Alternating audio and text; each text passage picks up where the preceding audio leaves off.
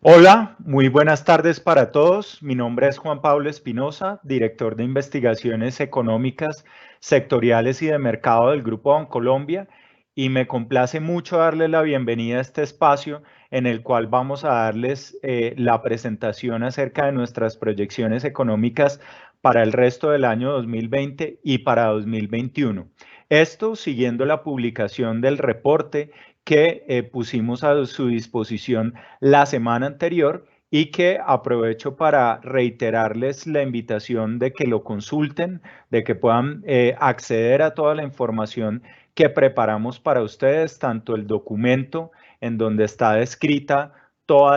cada uno de los temas que vamos a estar desarrollando en este espacio, la presentación de soporte, las gráficas y las tablas en Excel, de modo que es todo un paquete de ayuda que esperamos sea de utilidad y que los ayude a guiar las decisiones y los ejercicios de presupuestación de cara al próximo año. Vamos a dar espacio a a este espacio en el cual vamos a hacer primero que todo una presentación de los principales mensajes que hay detrás de esta actualización de proyecciones y queremos también que ustedes puedan ser parte de esta charla, para lo cual los invitamos a través de el chat que hay en esta transmisión que puedan formular las preguntas. Algunas de ellas las iremos respondiendo directamente sobre el mismo chat y aquellas que, digamos, valgan la pena exponer a todas las personas que estén conectadas, las vamos a resolver en los últimos 15 minutos de este espacio. Dado que hay bastante camino por recorrer, yo quisiera empezar de una vez esta presentación planteando cuáles son los mensajes principales que queremos desarrollar en el día de hoy. Tal vez el mensaje más importante está relacionado con esta imagen que nos muestra con claridad lo que nosotros creemos que es la analogía más apropiada para lo que está pasando hoy en día. Hemos vivido en los últimos meses y creo que para todos es suficientemente claro que la vida nos cambió y que recibimos unos choques que probablemente en nuestra generación no habíamos tenido antes una experiencia similar. Y después de todo eso en materia económica es como si hubiera pasado un desastre natural, una zona que está sujeta a cualquier tipo de acontecimiento inesperado y que produce unos efectos muy fuertes. Pues después de que ese tipo de evento ocurre, hay toda una cantidad de procesos que ocurren después de ese evento y que eventualmente deberían llevarnos a una recuperación o a un retorno a una situación similar a la que tenía ese lugar antes de esa afectación, pero lógicamente llegar a esa recuperación y recorrer ese camino es un proceso bastante prolongado. De alguna manera eso es lo que estamos previendo para la economía colombiana, que después de la parte más aguda de este choque, liderado indudablemente por el COVID-19, pues vamos a empezar un proceso de recuperación que va a pasar diferentes etapas, que va a tener en el próximo año 2021 la primera de esas etapas, de esos caminos del recorrido, pero que no va a terminar el próximo año. Por el contrario, es un camino de largo aliento en donde, de acuerdo con nuestros cálculos, volver a la senda que llevaba el país en materia de producto, en materia de ingreso por habitante, va a ser algo que posiblemente nos tome aproximadamente unos 5 años. De modo que es muy importante entender y poner, digamos, contenido a cómo se va a dar ese proceso y justamente lo que vamos a estar mostrando en los siguientes minutos es precisamente las características de ese recorrido, de ese trayecto que vamos a estar recorriendo. Pero antes de eso y previo a compartirles con ustedes los números, las cifras, todos los escenarios que tenemos construidos, queremos repasar un poco cuál es el contexto en el que van a ocurrir esas proyecciones. Y el contexto parte de lo que acabo de plantearles hace un momento, y es que a lo largo de este año nuestra economía, al igual que el resto del mundo, ha sufrido el impacto simultáneo de choques de gran magnitud, algunos de los cuales habíamos vivido tal vez en el pasado, Yo creo que para todos no es un secreto que estamos siempre sujetos a las fluctuaciones de las materias primas, tal como se han dado este año. Hemos estado también expuestos en el pasado a fluctuaciones en los mercados financieros que cambian lógicamente las condiciones en las cuales opera nuestra economía desde el canal financiero. Hemos vivido también, sobre todo en la crisis del 2008, una recesión global, pero indudablemente el factor diferenciador y lo que de alguna manera cohesiona cada uno de estos choques es el COVID-19, una pandemia que se da cada 100 años o incluso más y que ha, digamos, le ha puesto una magnitud a toda esta combinación que es bastante inusual y también de una magnitud sin precedentes. De modo que lo que hemos visto a lo largo de este año es algo que, vuelvo y reitero, no tiene precedentes desde que existen, digamos, indicadores económicos en nuestra historia moderna y posiblemente de aquí en adelante va a ser muy difícil que volvamos a ver una combinación de ese estilo. En medio de todo esto, pues se han desatado toda una cantidad de acontecimientos, muchos de los cuales no entendíamos con claridad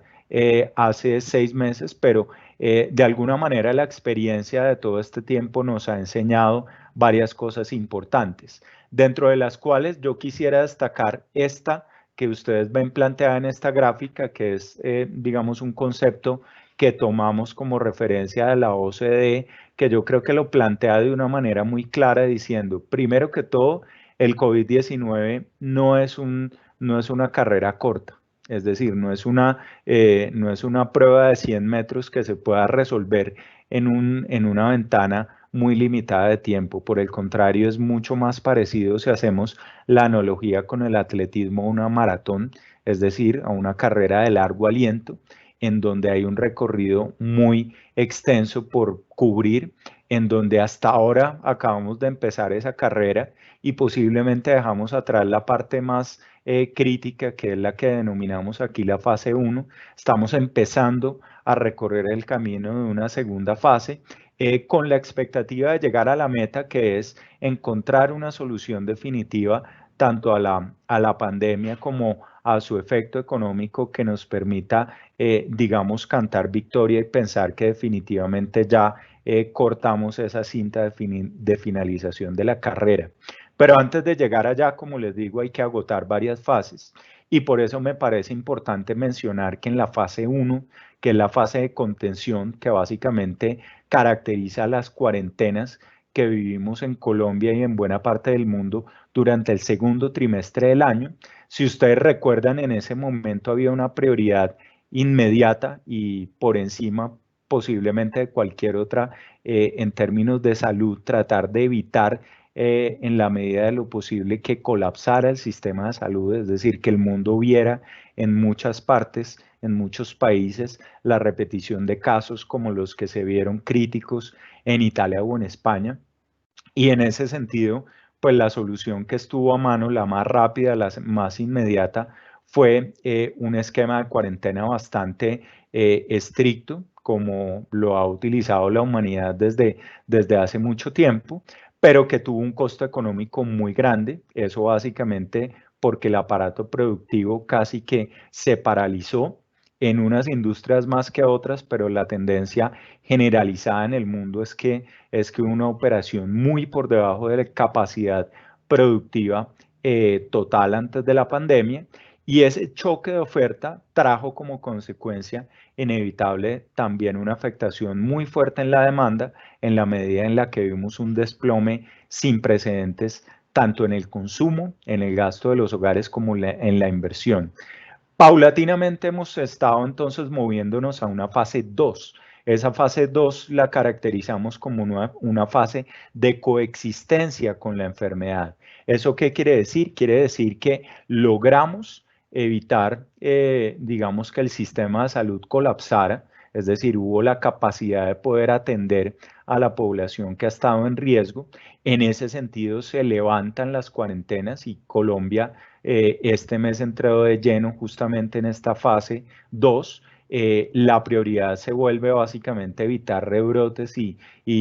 entonces en ese sentido regresar a una situación como la que vimos en su momento, en donde el rastreo es clave, en donde la disciplina ciudadana juega un rol muy importante para justamente evitar volver a esas medidas tan estrictas. Si ese tipo de, digamos, esquema desde el punto de vista epidemiológico tiene éxito, lo que va a ocurrir con la economía es que estas reaperturas graduales van a seguir su operación, pero la capacidad productiva desde el punto de vista de la oferta no va a estar al 100%. ¿Por qué no? Por varias razones. Primero, porque hay unos sectores que así estemos en un nuevo esquema van a estar afectados. Piensen ustedes en servicios, en movilidad, transporte, servicios a personas, toda una serie de sectores productivos que van a estar sujetos a restricciones sanitarias. Piensen ustedes también en todas las actividades que dependen, digamos, de la presencia física de consumidores en sus locales y en sus comercios para poder operar de manera adecuada. Pero piensen ustedes también el costo y las limitaciones que implicará tener una serie de protocolos de seguridad bastante exigentes. Eso va a implicar que la oferta se recupera, pero no llega a los niveles adicionales. Además de eso, tenemos que tener muy presente que la demanda continúa marcada por la incertidumbre de cuánto va a durar esta pandemia, cuándo llegará la solución definitiva, cuáles serán sus repercusiones adicionales, toda una cantidad de cosas que hace que tanto unidades productivas como familias tomen unas decisiones de gasto mucho más cautelosas de lo que era antes, sin contar lógicamente con el temor al contagio que va a mantener a muchas personas, digamos, tomando decisiones en unas circunstancias excepcionales. Y lógicamente los efectos de segunda ronda, es decir, la caída que vimos ya ha sido tan pronunciada, fue tan grande que generó unas cicatrices que van a tardar un tiempo importante en terminar de sanar. Me estoy refiriendo, por ejemplo, a las afectaciones sobre el mercado laboral, sobre el tejido productivo, aquellas empresas que por caída de sus ingresos entraron rápidamente en una situación de insolvencia y que volver atrás y retornar a esa capacidad productiva perdida y esos empleos que se destruyeron, lógicamente va a ser un proceso que va a tomar un tiempo. De modo que en esta fase de coexistencia con la enfermedad es donde vamos a estar en el corto plazo experimentando y cuando vayamos en un momento a mostrar ya proyecciones, pues ustedes entenderán mucho mejor a lo que me estoy refiriendo. Porque la fase 3, que pasa por encontrar una solución definitiva a la enfermedad que bien sea otorgue inmunidad colectiva a la mayor parte del mundo, que implica la aplicación de una vacuna o un tratamiento de alta efectividad que logre revertir esa situación de incertidumbre en la que estamos hoy en día, pues va a tomar un tiempo importante y por lo tanto la recuperación amplia y consistente que aspiramos todos que se llegue a dar, pues estará sujeta a encontrar ese tipo de soluciones. De modo que tal vez yo me atrevería a decir que en el horizonte de proyección que estamos planteando aquí, buena parte del tiempo vamos a seguir operando bajo la fase 2, una fase que implica lógicamente dejar atrás lo más agudo del choque inicial que tuvimos, pero en donde hay unos retos y unos desafíos que siguen afectando el desempeño de la economía. Y posiblemente para darnos, digamos, cuenta un poco de la magnitud de lo que estamos hablando, en esta gráfica vemos una serie de indicadores de alta frecuencia para Colombia y también otras economías, porque lo que queremos mostrar acá es que no es una tendencia que ni mucho menos sea propia de nuestro país. En todo el resto del mundo estamos viendo una situación muy similar en donde en fase 1 vimos un proceso de caída muy acelerado, muy fuerte, en unas magnitudes que no estábamos preparados posiblemente para observar, pero ustedes pueden ver cómo ya a finales de abril, en mayo, ya el mundo empieza a salir un poco de esa parte tan crítica porque las reaperturas empiezan a darse, hay un cambio de dinámica en el avance de la enfermedad, podemos retornar a ciertas capacidades, pero esta fase 2 en la que estamos en este momento operando es una fase en donde entonces ya las caídas no son tan fuertes, ¿cierto? Es muy claro de esta gráfica que así es el caso, pero sin embargo se mantienen unos registros de actividad que distan mucho de lo que era el nivel de actividad antes de que arrancara la pandemia. En esta gráfica en particular, 100 es el nivel de actividad que estábamos viendo antes de arrancar todo esto y yo creo que es muy claro ver que estamos todavía por debajo de esos niveles de 100 y que esa va a ser, vuelvo y repito, de alguna manera la tendencia predominante en esta segunda fase de la coexistencia con el coronavirus. Pero también quiero resaltar algo y es en esa combinación de choques que veíamos en las primeras diapositivas de esta presentación, hay que resaltar algo y es que esos choques, como vimos en el caso del coronavirus, son dinámicos. Es decir, entre el momento en el que empezaron a darse por allá en marzo y hoy han cambiado bastantes cosas en la economía. En lo que tiene que ver con la recesión global, que es este hecho de que en todo el mundo estamos viendo desafíos similares, lo que ha cambiado entre el último momento en el que, o el momento previo en el que habíamos actualizado proyecciones económicas, que era mayo, y el mes de agosto, que fue cuando nos sentamos como equipo de investigaciones a diseñar todos estos escenarios que estamos mostrando hoy en día, que ha cambiado, que en el mundo es más claro que el choque del 2020 es más grande del que teníamos previsto anteriormente, ¿cierto? Esa mayor magnitud lo que hace es básicamente que las previsiones de crecimiento o más bien de contracción de la economía global sean hoy en día mucho más pronunciadas para el presente año. Y esto es, vuelvo y repito, una tendencia que ustedes ven en esta tabla que se da en todas partes, particularmente quiero resaltar el caso de América Latina, región bastante golpeada por la enfermedad, pero simultáneamente la tendencia predominante de cara al 2021 es de una recuperación más acelerada de lo que se tenía también pronosticado antes. Lógicamente, al igual que en el caso de Colombia, como ya lo vamos a ver, hay un efecto base de comparación que se refiere básicamente a que entre más grande la caída del 2020, vamos a tener un valor de producto más pequeño que lógicamente hace que el porcentaje de variación para el próximo año, al tener un menor denominador, pues sea mayor, pero también porque el mundo ha venido moviéndose hacia la expectativa de que vamos a tener una solución que nos lleve a fase 3 de pronto más acelerada de lo que teníamos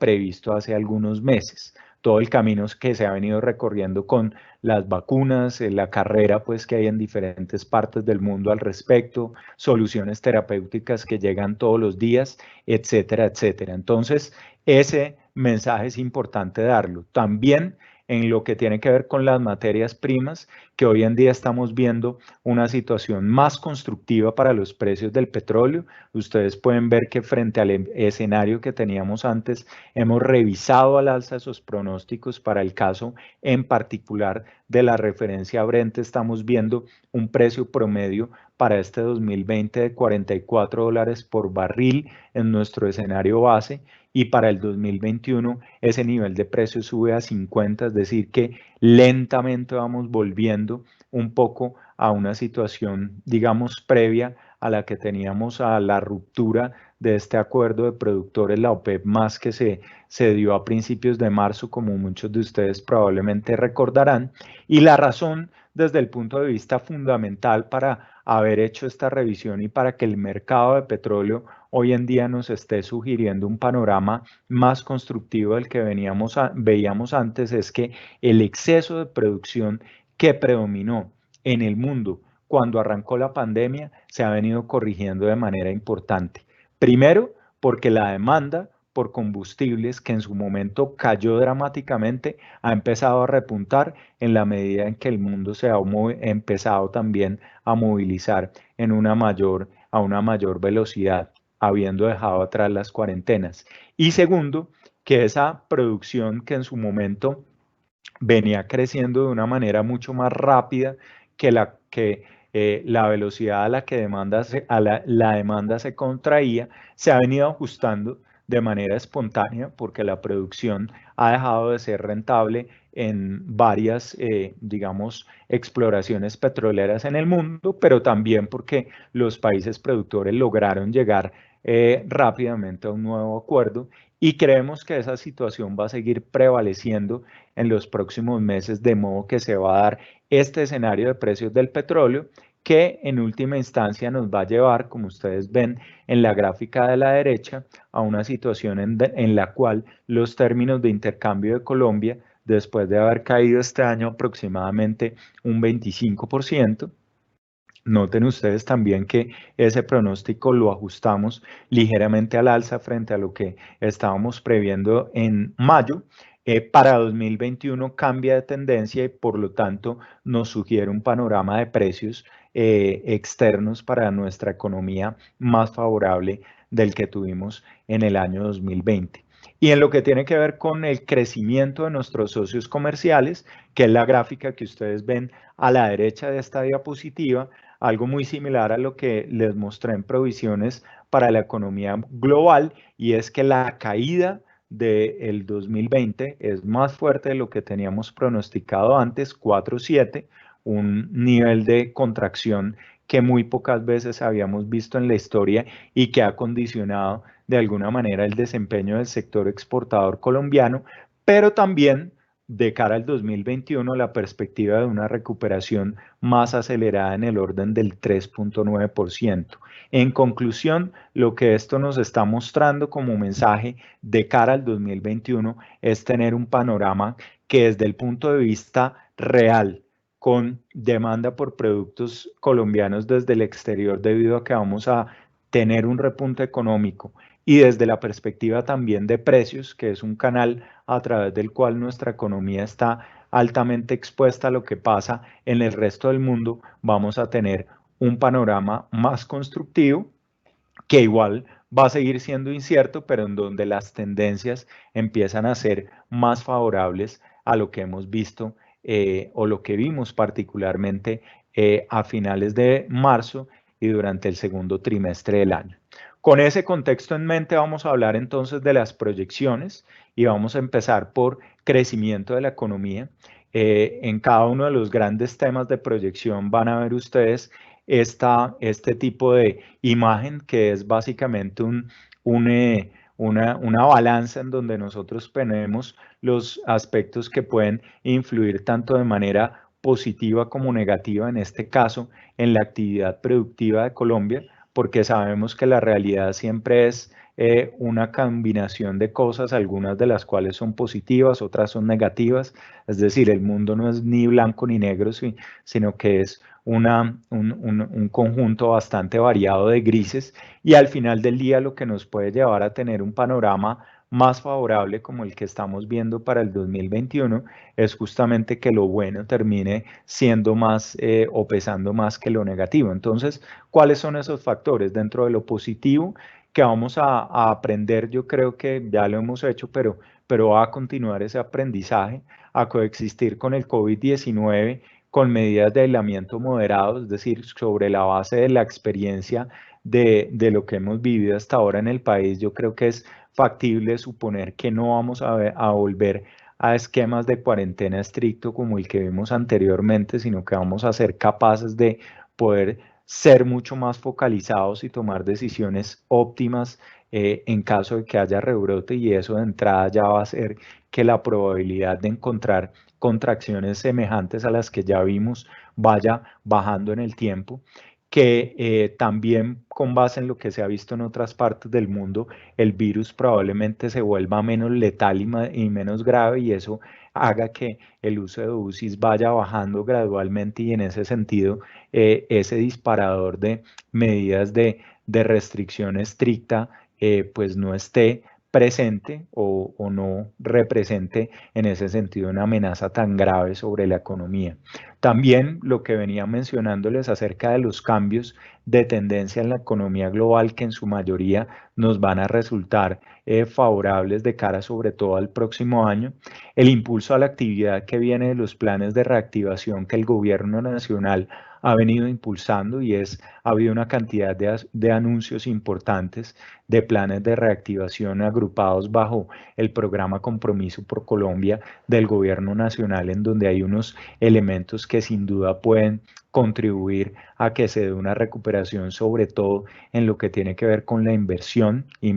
tanto pública como privada, pero apalancada también en programas que tienen el liderazgo del gobierno, como puede ser infraestructura o construcción de vivienda. Y finalmente, los efectos de la política monetaria expansiva que ha venido desplegando el Banco de la República para apoyar el crecimiento económico va a ser algo que, en la medida en que la incidencia de la enfermedad reduzca, en la medida en que aumente un poco la confianza de los agentes económicos, se va a lograr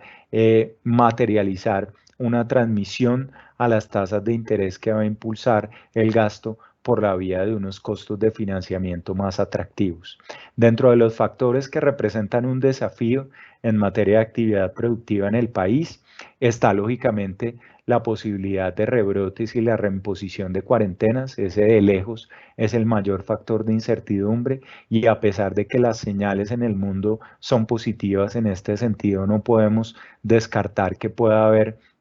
una segunda ronda de contagios que sea retadora y que por lo tanto imponga nuevamente una amenaza sobre la economía. La debilidad persistente del mercado laboral como uno de los mayores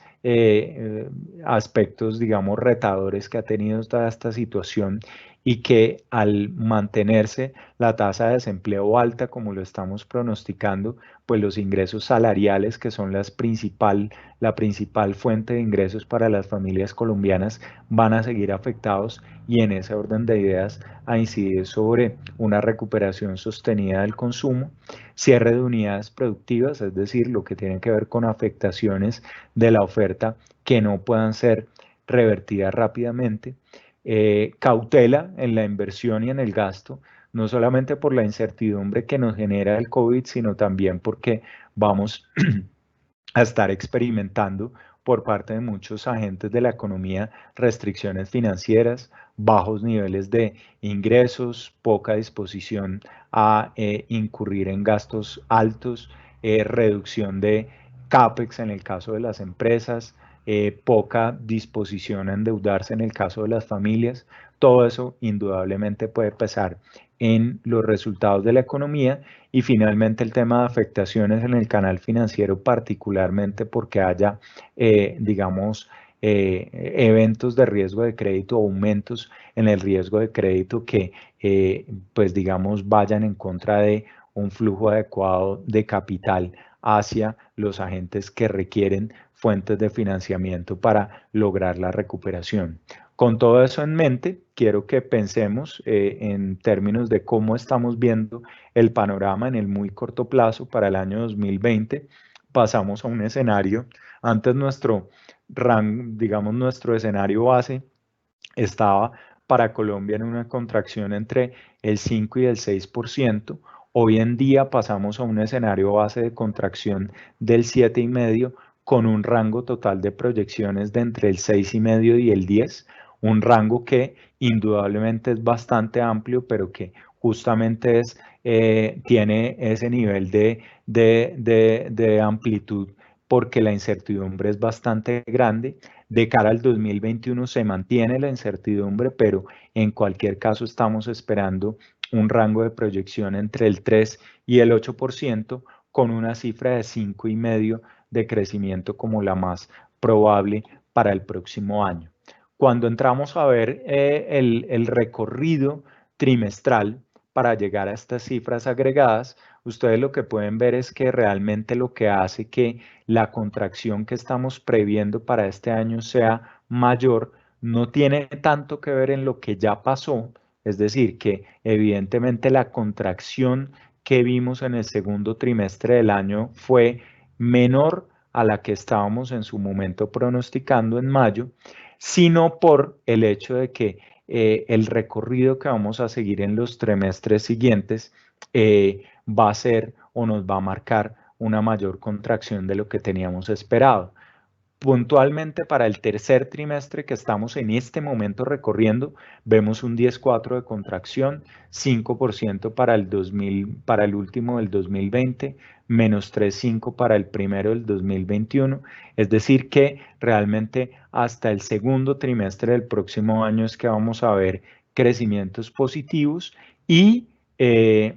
digamos que vienen apalancados en una primera instancia por un efecto base de comparación muy importante que ejerce desde el punto de vista aritmético una influencia significativa y ya diría yo que algo mucho más sustentado en una recuperación más apreciable de la economía se estaría dando en el segundo semestre del 2021. Entonces, vuelvo y repito, el panorama es apalancado en el efecto base, un repunte en el segundo trimestre del año y ya una recuperación más sostenida hacia la segunda mitad del 2021 con una perspectiva, por otro lado, de en el muy corto plazo tener una contracción superior a lo esperado, que es, por otro lado, lo que les mencionaba que tiene que ver con nuestro desempeño económico en esta fase de coexistencia con el COVID-19. Desde el punto de vista de la oferta de los sectores productivos, el mensaje grande que quiero dejar con esta tabla de la izquierda que ustedes van a tener la oportunidad de mirar en detalle, de consultar y de ver una explicación mucho más pormenorizada de eso en todos los documentos que les hemos venido compartiendo, tiene que ver con que en 2021 vamos a ver un crecimiento de todas las actividades productivas, pero particularmente una tendencia más constructiva en aquellos sectores que en este 2020 se han visto particularmente afectados, como ustedes pueden ver subrayados en esta gráfica: minería, manufactura, construcción y comercio, esos 4 sectores que representan una parte muy importante del Producto Interno Bruto de nuestro país, al pasar gradualmente hacia la fase 2 y lograr superar esas restricciones tan marcadas de oferta que estuvieron experimentando en el corto plazo, van a tener la oportunidad de repuntar. Desde el punto de vista del gasto, que vale la pena resaltar que lo que más hace que haya un quiebre de tendencia en el 2021 es un consumo que vuelve a crecer en el año 2021 sin haber recuperado, y esto es un mensaje creo que importante, todo lo perdido en 2020. Eso lo quiero resaltar porque es algo significativo, es una señal, es decir, los hogares van a tener una mayor capacidad de compra este año, pero no a los niveles y no vamos a volver rápidamente a ese estándar que veíamos hasta principios de este año, y en donde la inversión es el rubro que más va a crecer, pero partiendo de la base de una caída mucho más fuerte de lo que estábamos pronosticando anteriormente. Ya si nos adentramos un poquito a pensar en el mediano plazo, simplemente esto es para dar cifras a lo que les mencionaba hace un momento en el hecho de que la economía volver al ritmo de crecimiento, en este caso, una variable lo podemos resumir de una manera muy clara: el ingreso por habitante en pesos corrientes, que venía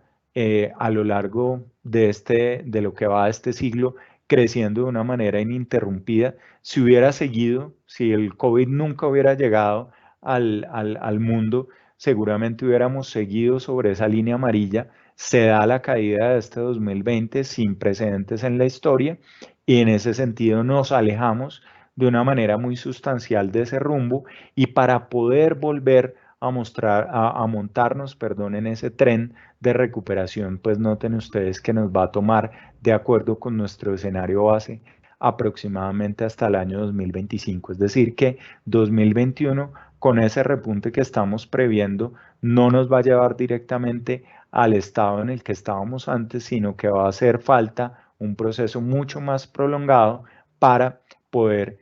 nuevamente volver a regresar pues a esos niveles. Si hablamos de mercado laboral, muy rápidamente para poder lograr que haya tiempo para que recibamos preguntas de parte de ustedes, factores que inciden a favor y en contra del mercado laboral. Tenemos unos programas de subsidios a las nóminas implementados por el gobierno que muy posiblemente se extiendan hacia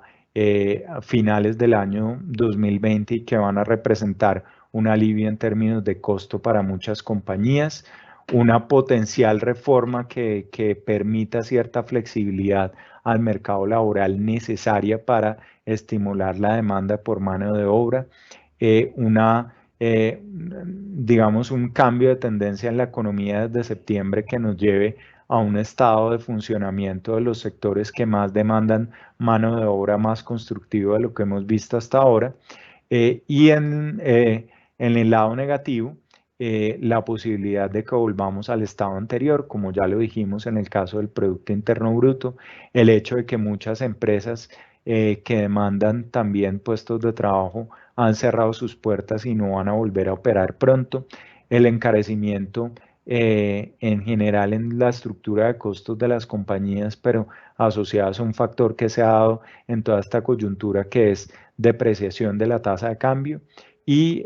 incremento en la participación en el mercado laboral en la medida en que las restricciones a la movilidad se demandan, más gente sale a buscar trabajo, vuelven a la actividad del mercado y en ese sentido tienden a presionar la tasa de desocupación en el país. Con todo eso en mente, entonces mostrarles que el rango de proyección para el desempleo para este año 2020, estamos hablando de tasa promedio de desocupación a nivel urbano, está entre el 18,4 y el 20,3, con un valor más probable del 19,3. Y pasamos al 2021 a una proyección base de 17,3. Es decir, en la medida en que empecemos a ver nuevamente tasas de crecimiento positivas, el desempleo va a ceder, pero la velocidad a la cual se recupera el mercado laboral es más lenta que la velocidad de recuperación de la economía en su conjunto. Es decir, que esa recuperación de la economía colombiana la vemos mucho más orientada hacia el capital, hacia más demanda por capital y hacia más movilización a la inversión en los próximos años que hacia mano de obra por las condiciones estructurales del mercado laboral colombiano y en ese orden de ideas volver al dígito, a un dígito de desocupación que fue la tendencia que vimos en años anteriores, no lo vemos factible en el horizonte de proyección hasta el año 2024 y ese es uno de los puntos más álgidos que tendrá que resolver nuestra economía. En materia de inflación,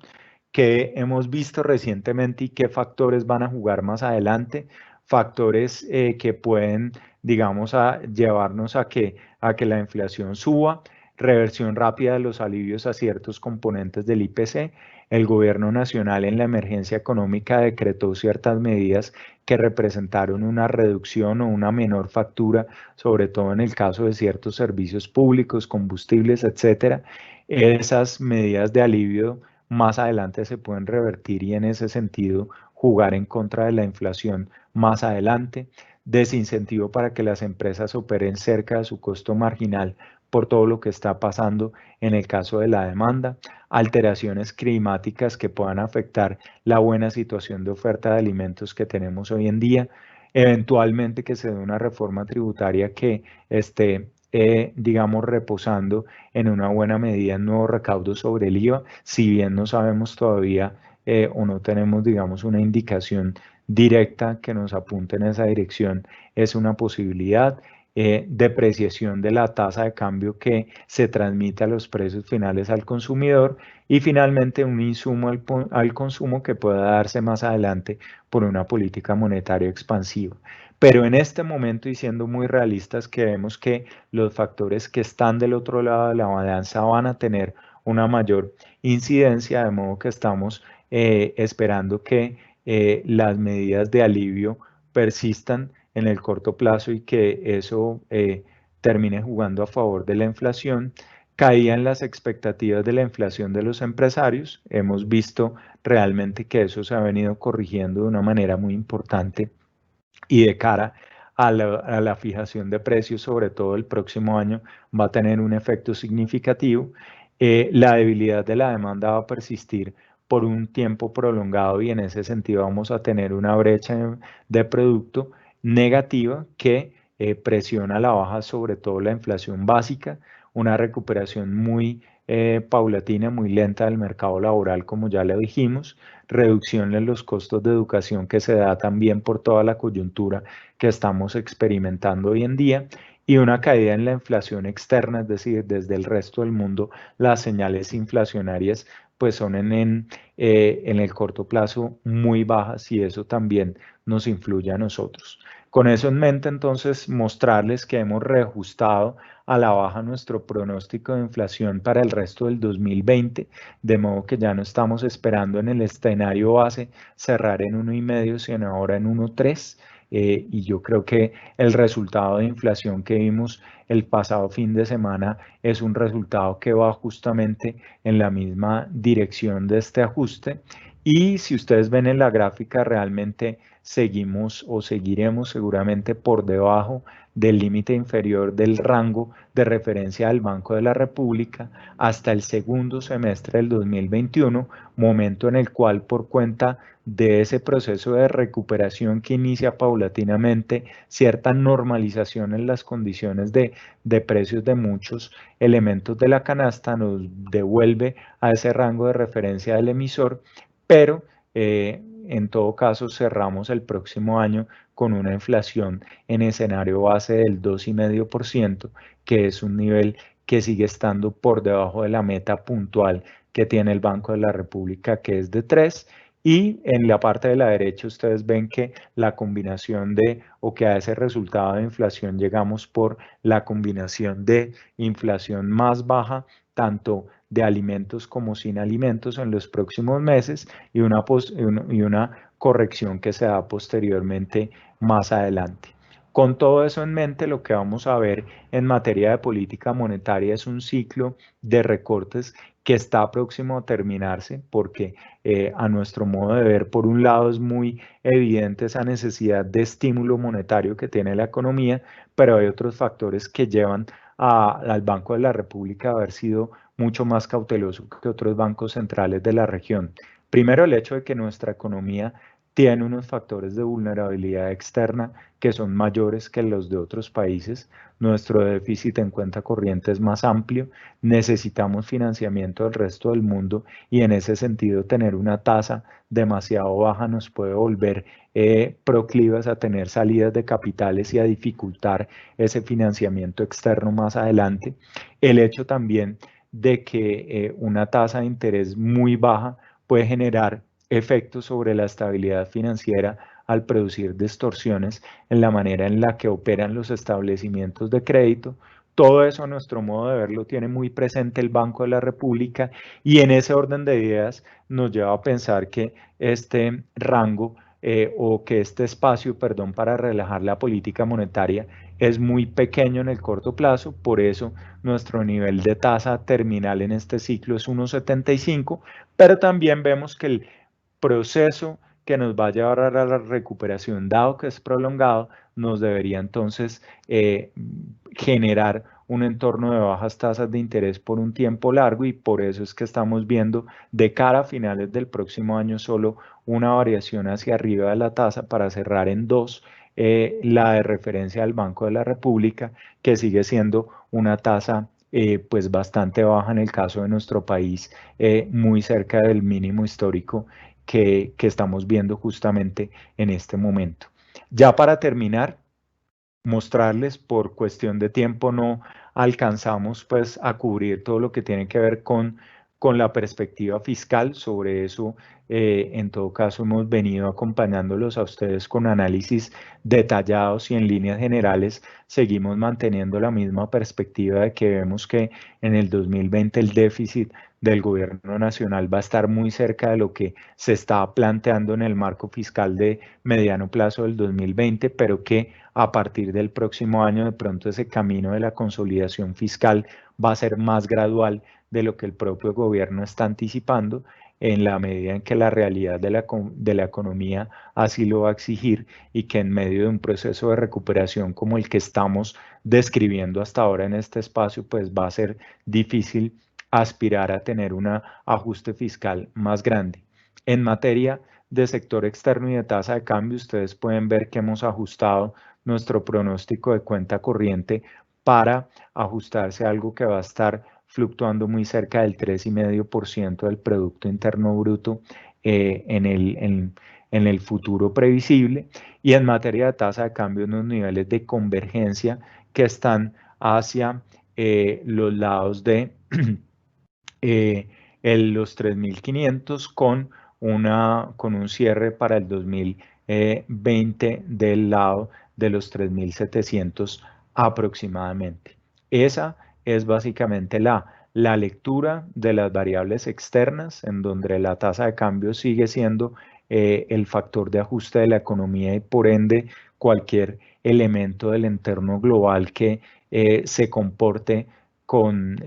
digamos, que tenga pues un desempeño muy distinto a lo que estábamos planteando en el escenario base, seguramente va a generar unas fluctuaciones importantes de la moneda que se dan en un contexto en el cual el dólar como tendencia estructural va a debilitarse frente a las principales monedas del mundo.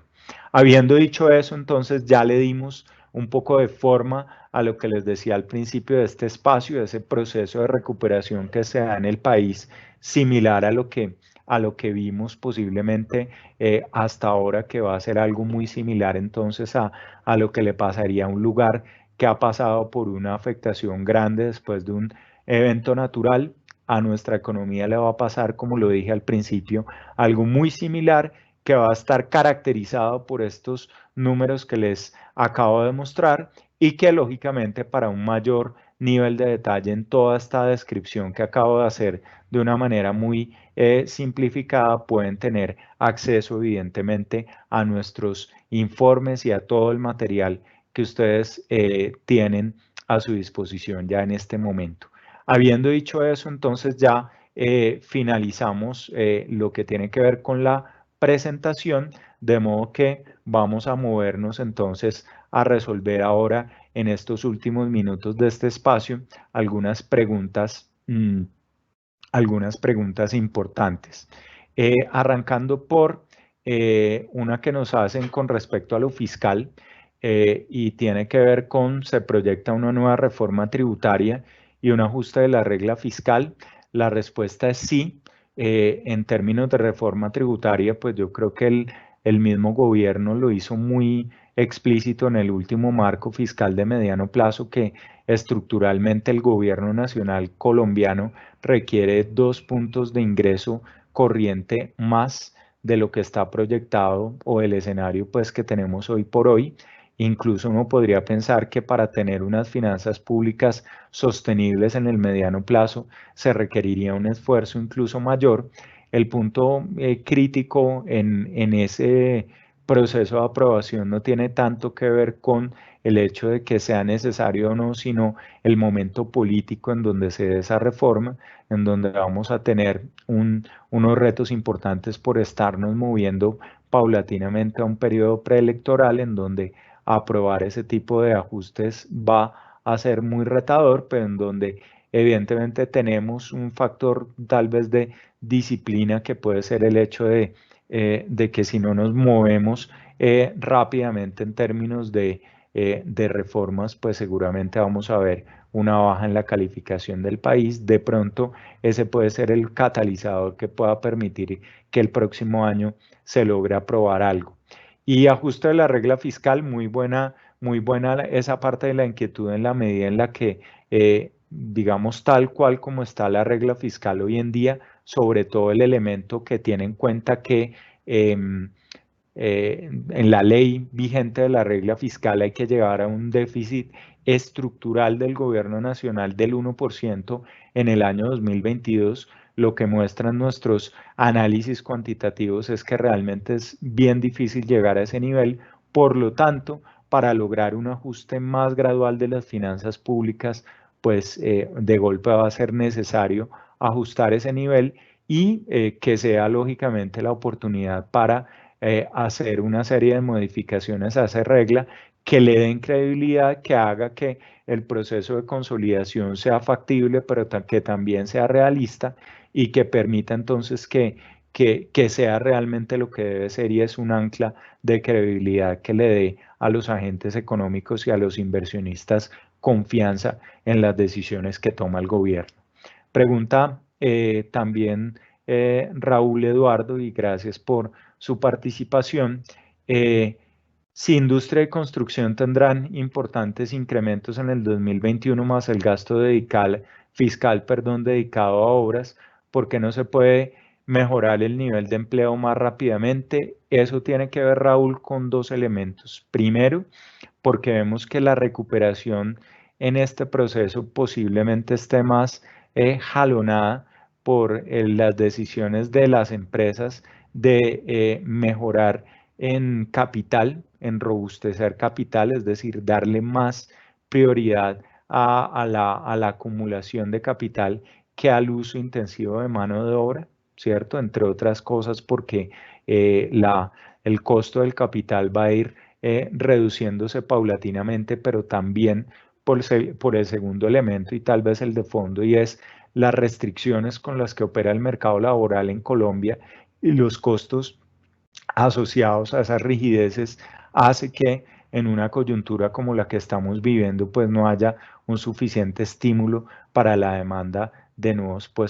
que conduzca entonces a nuevos puestos de trabajo. Eso puede cambiar en la medida en que haya, digamos, ajustes estructurales al funcionamiento del mercado laboral, que es lo que en toda esta coyuntura hemos venido insistiendo, que son necesarios para poder ver una mayor flexibilidad y de esa medida haya de parte de los empresarios pues el estímulo necesario para que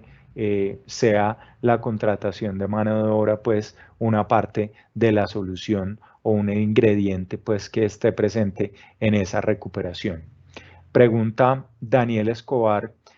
¿por qué la reducción en la tasa de intervención no se ha visto reflejada en la tasa de los créditos hipotecarios? Pues yo creo, Daniel, que es importante entender que la tasa de referencia del Banco de la República es uno más de los múltiples elementos que tienen en cuenta las entidades financieras a la hora de fijar sus tasas de política, sobre todo en la colocación, en el otorgamiento de créditos. Hay muchos ingredientes que entran en juego en esa determinación y que pueden no necesariamente ir en la misma dirección de las decisiones del Banco de la República. Particularmente en el caso de la cartera hipotecaria hay dos elementos. Primero, pues la situación, digamos, de mayor riesgo asociado al mercado de vivienda como resultado de esta coyuntura y como resultado también de la afectación en la demanda de vivienda al tener, pues, digamos, unos hogares con menor capacidad de compra, pero también de una forma muy importante el hecho de que la curva de deuda pública se ha empinado, es decir, que las tasas de largo plazo relativos a la de corto plazo han tendido a incrementarse y en el caso, digamos, de un crédito hipotecario, ese nivel de referencia de las tasas o de las curvas soberanas a largo plazo es un factor muy importante a la hora de definir esa tasa, porque muchas veces los créditos hipotecarios pueden ser sustituidos en el activo de los bancos con deuda pública de largo plazo. Entonces, eso ha sido un elemento que hay que tener o que ha influido indudablemente para que no se dé una transmisión más acelerada. Por aquí una pregunta de Ebert, uno de los riesgos que pueden incidir en el crecimiento de los próximos meses y en el año 2021 es la gobernabilidad. La gobernabilidad o en general la capacidad que tengan las autoridades, sobre todo en el frente fiscal, de adelantar, digamos, la estrategia de reducción de déficit y en general, digamos, de apoyo desde el sector público a la economía, pues indudablemente es un elemento que hay que tener en cuenta, que nosotros dentro de todo ese rango de proyecciones que les acabamos de mostrar, pues indudablemente cumple un rol en donde nuestra expectativa base es que las cosas se resuelvan favorablemente, pero teniendo presente pues que, como lo dije hace un momento, si nos acercamos cada vez más al periodo preelectoral, pues ese es un riesgo, sobre todo perdón, a la ejecución de reformas desde el lado fiscal y también al tema de ventas de activos, pues que es un elemento clave dentro de la consolidación fiscal que está prevista para los próximos años. Tenemos una pregunta de Gonzalo. El alto endeudamiento que presentan los países con respecto al porcentaje del PIB, donde hay países que ya superan el 100% de ese indicador, Colombia está alrededor del 65%. ¿Qué efectos tiene para la economía colombiana? Pues es un punto innegable que en toda esta coyuntura del coronavirus y todos los choques inusuales que se han dado en el año 2020, pues el gobierno o el sector público en muchas geografías ha sido el que ha tenido que absorber buena parte eh, de ese costo económico, y eso inevitablemente ha llevado a un aumento en la deuda pública. Entonces, lo que hemos visto en Colombia en esa materia no es propio de nosotros, es una tendencia global. Por otro lado, el incremento del endeudamiento de este último año en Colombia no es ni mucho menos, digamos, marginalmente más exagerado, pues, o inusualmente distinto del que hemos visto en otros países, pero en el caso de nuestro país se suma una tendencia de incremento en el endeudamiento público que ya venía de tiempo atrás. Yo creo que tal vez mm, eso hace que la situación de Colombia sea un poco distinta y más retadora. Lo que sí es importante tener presente de aquí en adelante es que esa tendencia de ajuste de la deuda a nuestro modo de ver, lo que nos va a llevar más que una reducción rápida es una estabilización. Esa estabilización de la deuda pública sobre niveles más o menos de un rango entre 60 y 65% del PIB nos pone en una situación menos comprometida que la del mundo desarrollado, pero con unos niveles de deuda mayor que el de otros soberanos emergentes con la calificación que tenemos, de modo que yo creo que el escrutinio que vamos a seguir teniendo de parte de las calificadoras, pues yo creo que no nos vamos a poder abstraer rápidamente, y en ese sentido, digamos, un panorama que en materia de mantenimiento del grado de inversión va a ser retador. Finalmente, la última pregunta que nos hacen y que tenemos tiempo de resolver en este espacio eh, es en relación con la tasa de cambio. ¿Qué impactos directos están siendo considerados en la proyección para mantenerla por encima de los 3.500, considerando la proyección de bajo optimismo que hacen para la economía estadounidense? Creo que la pregunta de alguna manera pone de relieve fuerzas encontradas que hay en el mercado cambiario. Por un lado, lo que ya les decía, que estructuralmente vemos un dólar más débil, no solamente, o tal vez lo que hay en el fondo de eso es porque tenemos una autoridad monetaria en Estados Unidos que hoy por hoy está mucho más comprometida con una política, digamos, expansiva en lo monetario, tolerante con la inflación, y todo eso debería gradualmente llevarnos a un escenario en donde en el mundo se reduzca la demanda por dólares, pero simultáneamente un panorama en donde nuestro país, desde el punto de vista fundamental, va a seguir, digamos, enfrentado a unos retos importantes en donde el financiamiento externo va a seguir siendo en los próximos meses la mayor parte, digamos, del ingrediente que hace que la economía pueda cerrar. Y al ser entonces sensibles a esas condiciones de financiamiento externo, pues todo esto se va a traducir invariablemente en el mercado cambiario. De manera entonces que en el muy corto plazo,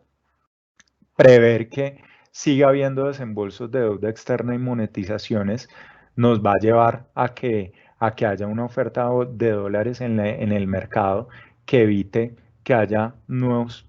episodios de depreciación muy marcados, pero simultáneamente vuelve a la economía colombiana vulnerable al financiamiento externo y por ende eso desde el punto de vista de la tasa de convergencia hace que a nuestro modo de ver sea poco factible que podamos movernos a un escenario por debajo de los 3.500 pesos. Ese tema de la tasa de cambio ustedes lo van a ver en nuestro reporte detallado con mucho más argumento, con muchos más elementos de juicio, de modo que ya habiendo resuelto estas preguntas y agotado el tiempo, quiero pues cerrar este espacio, primero agradeciendo su presencia, que valoramos mucho, esperando que este espacio haya sido de su interés, de su provecho, invitándolos de nuevo a consultar todas las herramientas que desde Bancolombia les ofrecemos para tener una mejor lectura de la economía y esperando que de aquí en adelante estemos siempre presentes en su proceso de toma de decisiones con esta información que esperamos que sea de su utilidad y de su provecho. Muchas gracias por su atención y esperamos vernos de nuevo en un espacio similar muy pronto. Feliz tarde para todos. Hasta luego.